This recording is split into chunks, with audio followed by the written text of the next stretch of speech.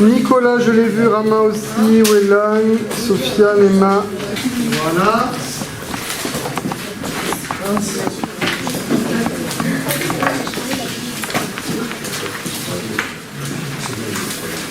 Au sein de la rétine, les photorécepteurs sont connectés à des neurones qui forment des fibres d'une optique que l'on a observé avec le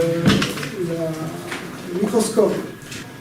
Le message transite d'un neurone au suivant en franchissant des zones de connexion qu'on appelle des synapses de cerveau.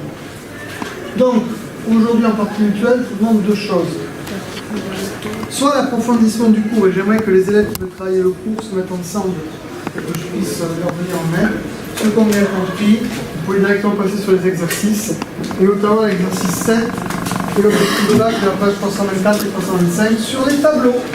Est-ce que vous pouvez me résumer en gros ce que vous êtes en train de faire dans ce groupe-là en ce moment? En fait, on a revu le cours et là, on est en train de relire le cours pour bien savoir si on a bien compris chaque partie du cours. Donc là, on lit et après on voit s'il y a quelque chose qui nous bute ou pas. Et vos camarades interviennent pour vous dire si là j'ai pas compris, là j'ai compris. Voilà, c'est ça. Et donc, comment vous êtes sûr que tout le monde a compris? Il n'y a pas de pudeur entre nous. C'est-à-dire qu'on ose dire j'ai pas compris. Oui, c'est ça. parce qu'on est entre nous. Voilà, on est entre nous. C'est plus facile entre élèves que lorsque le professeur est là. C'est ça? Bah là, ils ont tous compris, donc on va avoir moins honte entre nous parce qu'on a toutes pas trop bien compris. Vous stabilisez ce que vous devez savoir avant de passer au tableau pour faire les exercices. Voilà, c'est ça. D'accord. Pour reprendre ce que tu me disais, c'est exactement ça. Tu peux le reformuler pour tout le monde? Il a envoyé un message chimique au deuxième neurone et c'était ça qui rendait le message, enfin un message chimique. Oui, alors c'est pas faux, c'est-à-dire que le message chimique issu, le neurotransmetteur issu du premier neurone va se fixer sur les récepteurs du deuxième neurone. Okay. Et c'est ça qui va faire l'influx nerveux. C'est toujours le problème de savoir où on place le curseur. Soit je fais un cours lent, et à ce moment-là, ces élèves ont compris, mais j'ennuie la majorité de ma classe. Soit je fais un cours rapide, et du coup, je les perds. Donc là, on a les deux. Il y a les élèves qui sont en activité au tableau. Eux, ils ont compris le cours. Elles, je savais que ça serait trop rapide ce que j'ai fait pour elles. Donc, elles se sont mises en groupe, elles sont 6 ou 7, et elles s'expliquent le cours, et moi j'interviens, et je peux faire vraiment de la remédiation, de l'explication, et pendant ce temps, les autres sont au travail. Vous échangez pour essayer de savoir quel est le bon mot, quelle est la bonne expression. Ouais, c'est ça. Ouais. Et alors, c'est difficile? Il y a certains groupes avec lesquels j'arrive mieux à m'entendre et vous travaillez souvent dans ce groupe?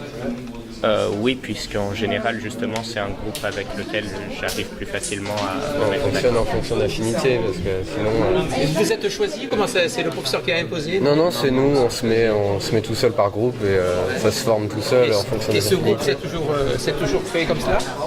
Bon, ça peut changer, des fois on va des fois jouer dans l'autre groupe, ça dépend. Généralement, on se regroupe quand même, nous trois, dans le même groupe. En fait, on trouve la solution à plusieurs. Oui. Et alors, c'est mieux, c'est comment? Non, c'est mieux parce que des fois il y a des erreurs qu'on n'aurait pas forcément vues et que l'autre va venir vérifier. C'est un travail collégial que vous menez là? Oui, on travaille tous ensemble. Il y a eu le schéma qui a été fait par eux et nous. Et on a séparé le travail pour que lui s'occupe des drogues et moi de comment le message passe. Et le dessin, qu'est-ce qu'il a fait alors? C'est vous? Oui, c'est nous deux. C'est vous deux. Est-ce que vous avez fait contrôler le dessin par vos autres camarades? Oui, on a demandé. Ils vous ont dit que c'était bon? On était en accord avec lui. Vous attendez un contrôle par le professeur? Oui, on va l'appeler dès qu'on a fini, on l'appelle. D'autres groupes d'abord ou alors le prof? Comment vous faites?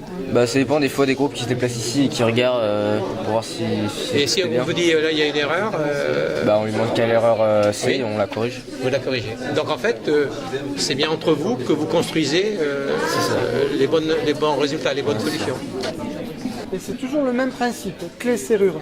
On a un récepteur qui a une forme spatiale, on a une molécule, là en l'occurrence un neurotransmetteur qui a la forme complémentaire. La liaison de l'un avec l'autre provoque une action.